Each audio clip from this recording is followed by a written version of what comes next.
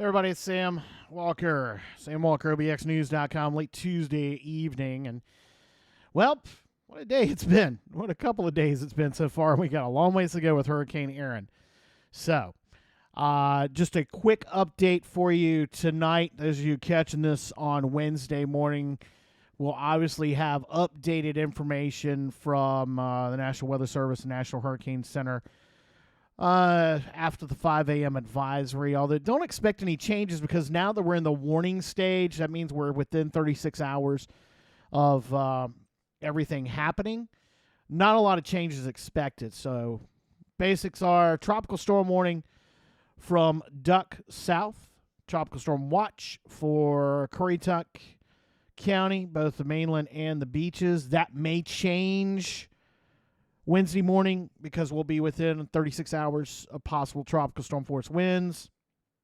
And, of course, we'll be a little closer to seeing if that is going to possibly happen because depending on how close Erin gets will dictate how far inland, how far north the tropical storm force sustained winds get. Do have a storm surge warning from Duck down to let's see, Topsail? Yeah. So pretty much Duck southward, all the Outer Banks, south of Duck. High surf advisor, everybody. High risk of rip currents down the ocean, all that good stuff, okay? Here's how things are going to go. We got high tides coming up 5 a.m.-ish, 6 a.m., and then again around 6 p.m. on Wednesday. Thursday, 7 a.m., 7 p.m. Thursday, 7 p.m., high tide expected to be the highest. That's when we're going to see the worst overwash. Still the forecast calling for anywhere from 10 to 15 on the north beaches, 15 to 20 on Hatteras Island and Ocracoke. We already had overwash with high tide this evening at the motels in Buxton, also at Sandy Bay, there at north end of Hatteras Village, and on the north end of Ocracoke Island. As expected. We'll see what happens with the next couple of high tides. It's only supposed to get worse over the next couple of days. Now, a couple things have changed tonight on Tuesday night. Currituck has issued a mandatory evacuation for the four-wheel drive area north of Corolla. So that's Swan Beach and Corolla Beach. Mandatory evacuation starting at 9 a.m.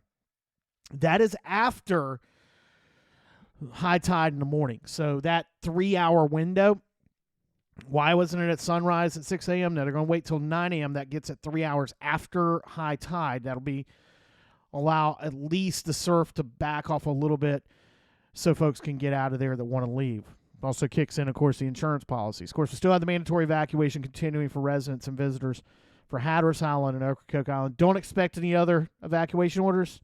Of course, I wasn't really quite expecting one for Corolla and Swan Beach, the four-wheel drive area. They had asked basically visitors to leave earlier today, but then they've gone to mandatory evacuation. And a lot of that has to do with what the forecast is saying from the National Weather Service and the National Hurricane Center. And again, Wednesday morning, things may change. The forecast track is not changing. This thing's going to stay offshore. How close it gets will dictate how bad it gets as far as the waves. But the waves are pretty much a guarantee. How much wind we get, how much rain we get, still up in the air. So there you go. That is pretty much the latest. You follow me on socials. You're seeing all the stuff we've been putting out there. Was on the Carolina Weather Group special earlier this evening. You can go check that out, and the link's down below.